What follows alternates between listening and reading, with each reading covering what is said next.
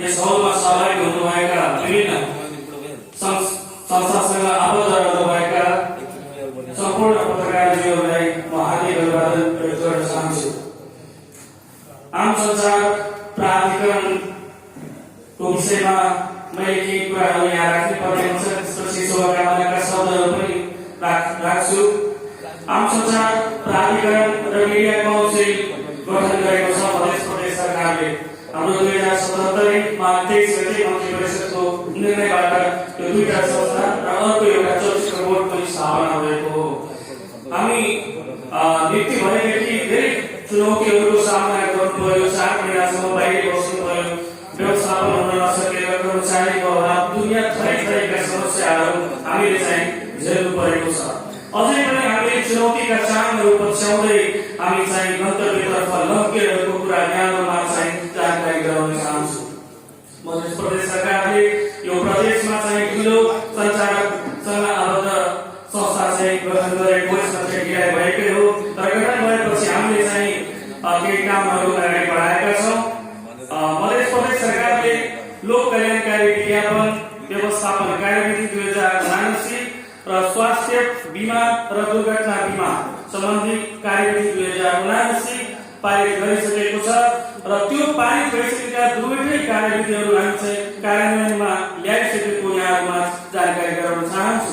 यहाँहरूलाई जानकारी होला, मध्य प्रदेशका सञ्चार माध्यमहरूले र सञ्चारकर्मीहरूले महत्त्वपूर्ण भूमिका निर्वहन गर्नुभएको छ।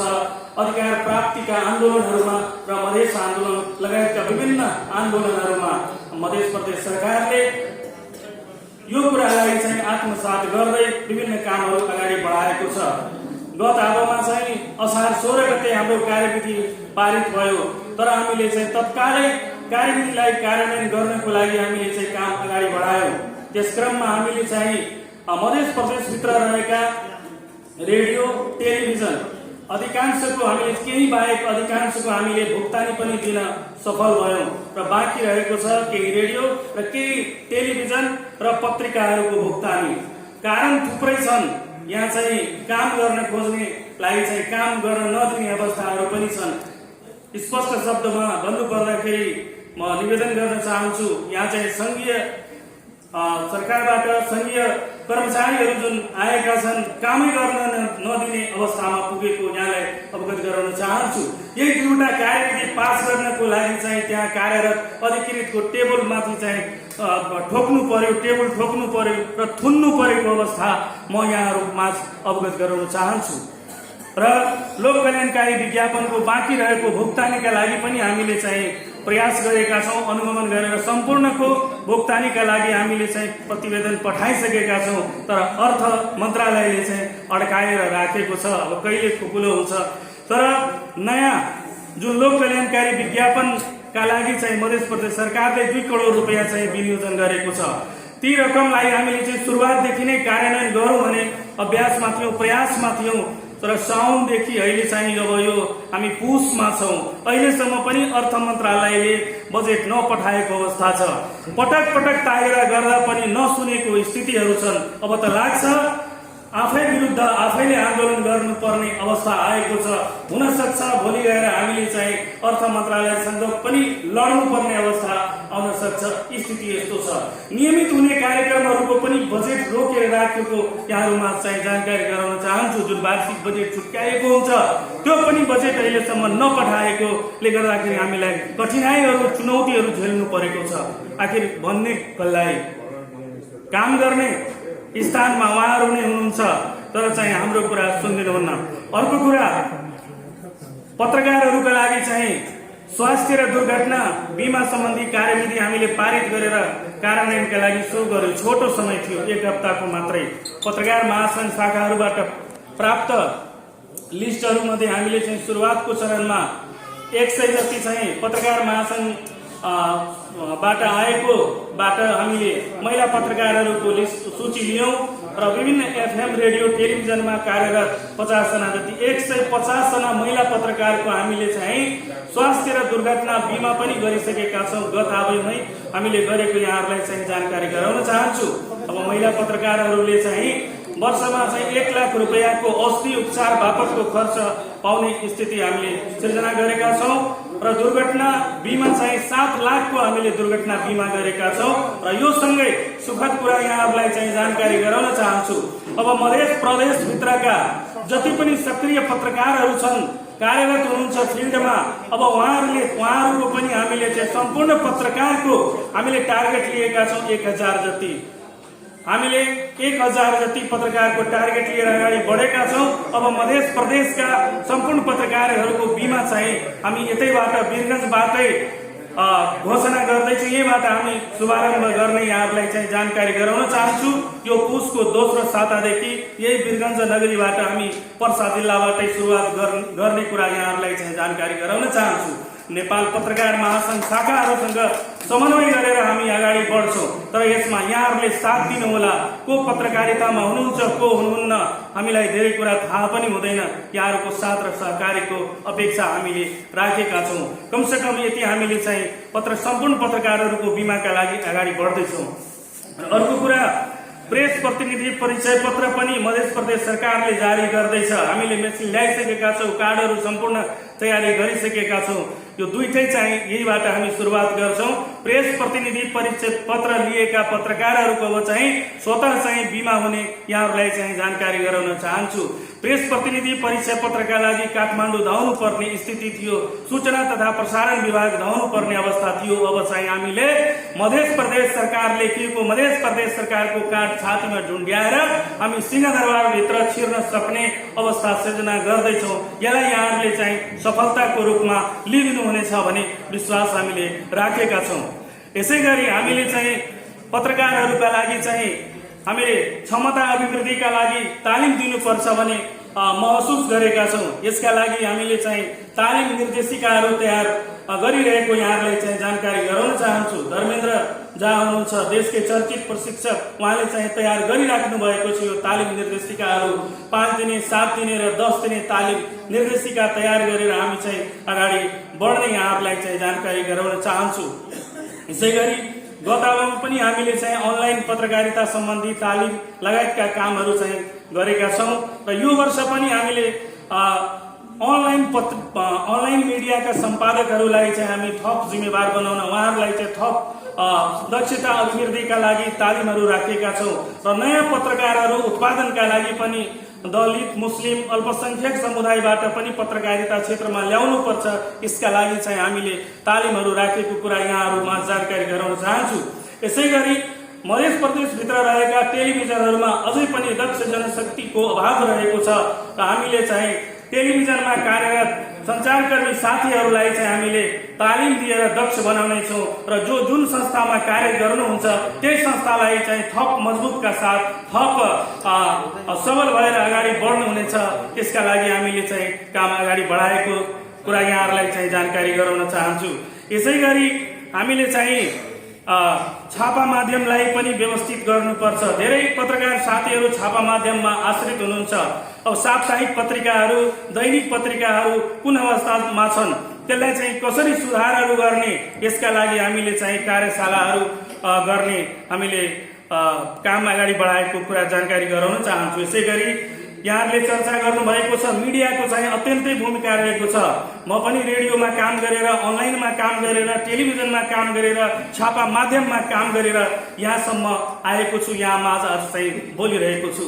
एफएमहरूले निश्चय चाहिँ अत्यन्तै महत्त्वपूर्ण भूमिका निर्वाह गरेको छ मधेस आन्दोलनका क्रममा। जब जति बेला झडप हुन्थ्यो, जति बेला चाहिँ दुर्घटनाहरू भइरहेको हुन्थ्यो, त्यति बेला चाहिँ यहाँका एफएमहरूले चाहिँ लाइभ प्रत्यक्ष प्रसारण गरेर जनतालाई सुसूचित गर्ने र मनोबल चाहिँ थप उच्च बनाउने कामहरू चाहिँ यहाँहरूले गर्नुभएको छ। ती अझै पनि मलाई लाग्छ हामीले अहिलेसम्म जानकारी प्राप्त गरे अनुसार 15-16वटा जति एफएमहरू बन्द भएको छ। अब हामीले चाहिँ प्रत्येक जिल्ला गएर बन्द भएका एफएमहरूको अनुगमन गर्ने तयारी गरेका छौँ। ती बन्द भएका एफएमहरूलाई कसरी चाहिँ थप स्रोत साधन जुटाएर चलाउन सकिन्छ भने चलाउँ, यदि सकिन्छ भने कि त्यसलाई चाहिँ मर्ज गरेर गर्न सकिन्छ भने मर्ज गर्न सकिन्छ भने थप सहयोग गरेर पनि हामीले चाहिँ त्यसको कार्यहरू चाहिँ हामी अगाडि बढाउने जमर्को गरेका छौँ। र यसै गरी त्यहाँ समस्याको विषय के भएको छ भने यहाँहरूले अनुभूति गर्नुभयो होला, मध्य प्रदेशका जति पनि रेडियो टेलिभिजनहरू छन् त्यसको इजाजत पत्रका लागि नवीकरणका लागि अझै पनि काठमाडौँ धाउनु पर्ने अवस्था रहेको छ, जबकि यो मध्य प्रदेश सरकारको मातहतमा परेको छ। जब म नियुक्त भएर आएँ त्यति बेलादेखि मैले धेरै पहल गरेँ, किनभने सञ्चार मन्त्रालयले जुन ऐन बनाएको छ त्यो ऐनको नियमावली नहुँदा मलाई लाग्छ यहाँका सञ्चार माध्यमहरूले जुन राजस्व तिरिरहेको छ लगभग 1 करोड भन्दा बढीको राजस्व अझै पनि सङ्घीय सरकारमा गइरहेको छ। अझै पनि 2 पटक मैले मन्त्रालयमा चिठी पठाएको छु, यदि तपाईँहरू सक्नुहुन्न भने हामीलाई बनाउन दिनु, हामी आफै नियमावली बनाएर दिन्छौँ। कमसेकम मध्य प्रदेशका रेडियो टेलिभिजनहरूको फाइल चाहिँ यहाँ ल्याउँ। सकिन्छ भने वर्षौँदेखि नवीकरण हुन नसकेका रेडियोहरूको चाहिँ नवीकरणका लागि चाहिँ जुन कर छुट हुन्छ, कर छुट गरेर हुन्छ भने एकपटक कर छुट गरौँ र सबै रेडियोहरूलाई चाहिँ दायरामा ल्याउँ, सुविधा दिएर अगाडि बढाउँ। त्यसका लागि पनि हामीले चाहिँ कार्य अगाडि बढाएका छौँ, अझै तयारी गरिरहेका छौँ। आम सञ्चार प्राधिकरणले कार्य नियमावली बनाएर फेरि हामी सञ्चार मन्त्रालयलाई दिन्छौँ। यदि सम्भव हुन्छ भने अहिले माननीय मुख्यमन्त्रीजी हुनुहुन्छ, उहाँबाटै पास भएर आओस् भन्ने म निवेदन गर्न चाहन्छु। यसै गरी हामीले चाहिँ पत्रकारिता प्रशिक्षण केन्द्र स्थापना गर्नुपर्छ मध्य प्रदेशमा। त्यसका लागि गत आवमा पनि पहल प्रयास गर्यौँ बजेट राख्नको लागि, तर सकिएन। तर यस आवमा हामीले चाहिँ आम सञ्चार प्राधिकरणले चाहिँ पत्रकार उमा सिंह र वीरेन्द्र शाहको नाममा चाहिँ उमा वीरेन्द्र पत्रकारिता प्रशिक्षण केन्द्र स्थापनाका लागि चाहिँ गृह कार्य अगाडि बढाएको छ, अध्ययन कार्य चाहिँ अगाडि बढाएको छ। जसरी भए पनि हामीले चाहिँ अब आउने बजेटमा त्यो पत्रकारिता प्रशिक्षण केन्द्र स्थापनाका लागि हामीले चाहिँ भवन निर्माणका लागि चाहिँ हामी अगाडि बढ्ने यहाँहरूलाई चाहिँ जानकारी गराउन चाहन्छौँ। समस्या पर्छ भने अब हामी तपाईँहरूलाई गुहार छौँ, बाध्यता छ, बोल्नुपर्ने स्थितिहरू आएको छ। यसै गरी हामीले चाहिँ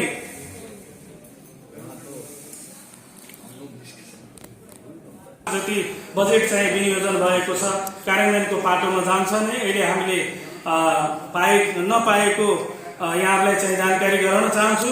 र अर्को, पत्रकारहरूको दक्षता क्षमता अभिवृद्धिका लागि हामीले चाहिँ पत्रकार अध्ययन छात्रवृत्ति सम्बन्धी कार्यविधि हामी तयार गरिरहेका छौँ। अब यो तयार भइसकेपछि खास गरी महिला, दलित लगायतका पत्रकारहरूको लागि चाहिँ हामीले चाहिँ अध्ययन छात्रवृत्ति पनि दिनेछौँ र सम्भव हुन्छ भने यहाँबाट चाहिँ काठमाडौँका कुनै कलेजहरूसँग केही समय अवधिका लागि त्यहाँ अध्ययनका लागि हामी पठाउँछौँ। त्यसको पनि हामीले तयारी गरेको यहाँहरूलाई चाहिँ जानकारी गराउन चाहन्छु। यो प्राधिकरणले नै गर्न सक्ने सामर्थ्यमा रहेको यहाँहरूमा निवेदन गर्न चाहन्छु। यसै गरी आम सञ्चार प्राधिकरणका साथै अर्को पनि संस्था रहेको छ मिडिया काउन्सिल। मिडिया काउन्सिलको पनि आफ्नै दायरा रहेको छ, आफ्नै सीमा रहेको छ। मिडिया काउन्सिलले आचार संहिता सम्बन्धी छलफलहरू चलाएर आचार संहिता पनि जारी गरिसकेको छ। अस्ति मात्र पुस्तिका पनि प्रकाशन गरेको यहाँहरूलाई चाहिँ जानकारी गराउन चाहन्छु।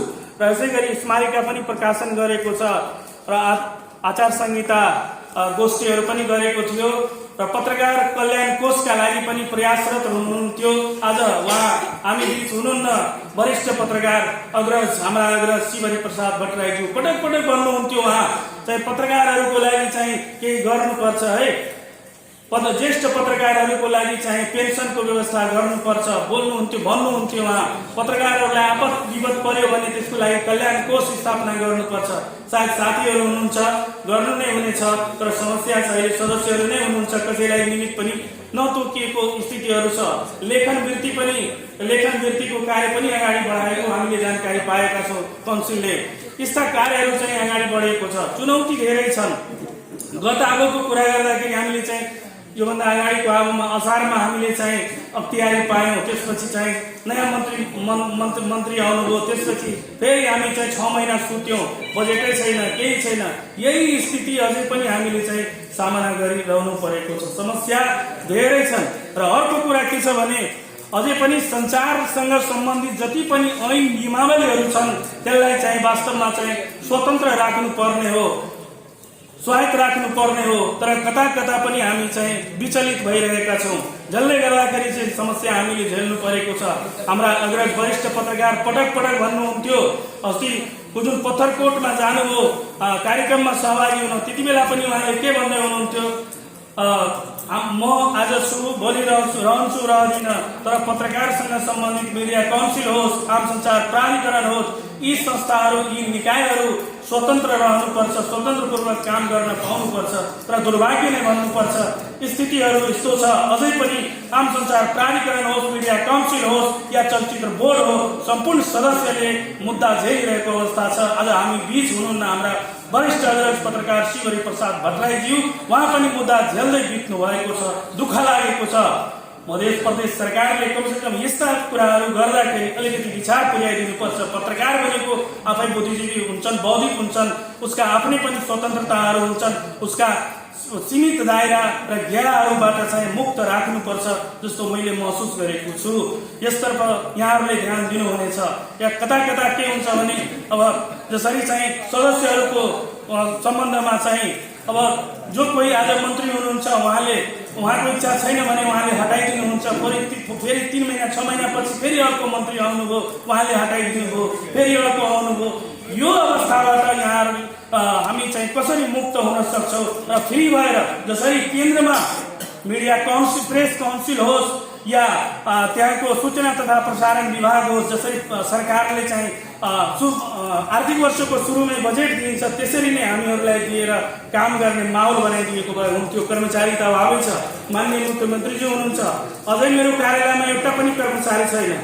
एउटा एकजना सुब्बा हुनुहुन्थ्यो, त्यो पनि सरुवा भइसक्यो। तर त्यही पनि सापटे लिएर थप जिम्मेवारीमा लिएर काम अगाडि बढाउँदैछौँ। दिन रात यहाँहरूको लागि चाहिँ हामी खट्दैछौँ, अगाडि बढ्दैछौँ। र पत्रकार महासङ्घ, केन्द्रीय समिति र प्रदेश समितिहरूलाई यस्ता विषयहरूलाई चाहिँ महत्त्वका साथ अगाडि उठाइदिनु हुनेछ भन्ने जानकारी गराउन चाहन्छु। थप कुरा चाहिँ म यहाँ हाम्रो मुख्यमन्त्रीजीले राख्नुहुन्छ सहयोगको कुरा। 60 कति सरकारले 60 लाख र 25 लाख गरी 65 लाख दिएको छ। धनुषा शाखालाई चाहिँ 35 लाख दिएको छ र अर्को घोषणा चाहिँ हाम्रो माननीय मुख्यमन्त्रीज्यूले नै गर्नुहुनेछ, के गर्नुहुनेछ यति भन्दै यो साधारण सभा पूर्ण रूप कामना गर्दै यहाँहरू बीचबाट बिदा हुन चाहन्छु। धन्यवाद।